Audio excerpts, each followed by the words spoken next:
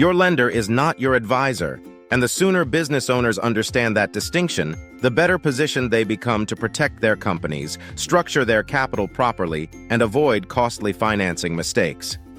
Banks and lenders often present themselves as long-term financial partners. They speak about relationships, growth, and support. They call to check in, invite clients to events, and position themselves as trusted resources for businesses. But behind all of that relationship building is an important reality that many entrepreneurs fail to fully understand. Lenders do not work for you. They work for the institution that employs them. Their responsibility is to protect the lender's capital, ensure compliance with internal credit policies, manage risk exposure, and satisfy institutional underwriting requirements. That does not make lenders dishonest or malicious.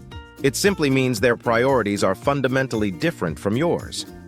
A lender's role is to determine whether your transaction fits within their institution's risk appetite and lending parameters.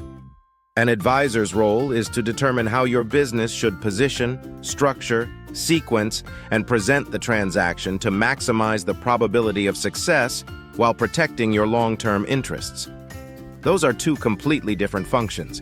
Yet many business owners walk into lender meetings expecting strategic guidance, only to discover too late that they were receiving a credit opinion, not real capital advice. One of the most damaging assumptions entrepreneurs make is believing that if a bank declines a deal, the project itself must not be financeable. In reality, many viable transactions are rejected every day for reasons that have little to do with the true strength of the opportunity. A deal may fall outside a lender's policy limits. The timing may not align with the institution's market appetite. The industry sector may be considered too specialized. The leverage may exceed internal thresholds. The borrower may have presented the information poorly. The transaction may require a structure that the lender simply does not offer. In many cases, the issue is not the opportunity itself, but rather the way the opportunity was positioned, packaged, or introduced to the market. Sophisticated companies understand this. They do not approach capital markets blindly and hope a lender tells them what to do. They prepare in advance. They identify weaknesses before the lender identifies them. They understand how the transaction will be perceived by credit committees. They know which lenders are appropriate for the opportunity and which are not. Most importantly, they recognize that financing is not simply about getting approved. It is about obtaining the right structure from the right capital source under the right conditions. Wrong financing can destroy a business even when the company itself is fundamentally sound. Poor covenant structures can limit operational flexibility. Aggressive amortization schedules can suffocate cash flow. Excessive reporting requirements can create unnecessary administrative burdens. Improper guarantees can expose personal assets unnecessarily. Short-term debt used for long-term projects can create refinancing risk that becomes catastrophic later.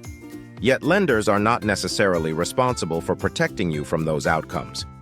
Their role is to lend according to institutional guidelines, not to architect your long-term capital strategy.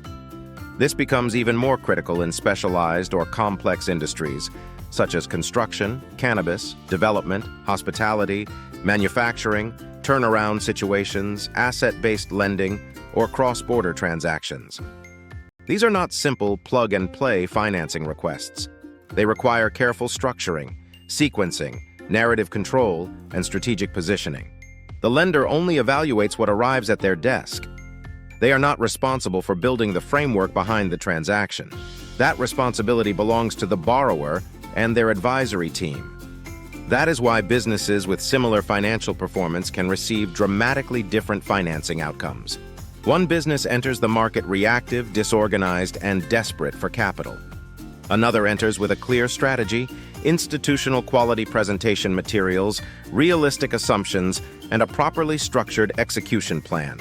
The difference is not always the business itself. Often, the difference is preparation. At Equis Capital Finance, this reality is precisely why Project Navigator trademark was created. Before approaching lenders or investors, businesses need an honest assessment of whether the transaction is truly financeable, how it should be structured, what risks must be addressed, and which capital sources are actually appropriate for the opportunity.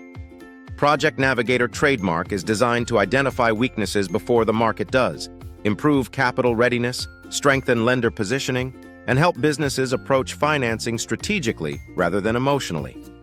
If you are serious about raising capital, stop relying on lenders to tell you how to structure your future. Start with a strategy first. Project Navigator trademark was built specifically for that purpose. Visit Equis Capital Finance to learn more about Project Navigator trademark and how Equis Capital Finance helps businesses prepare, position, and structure transactions before they ever reach a lender's desk.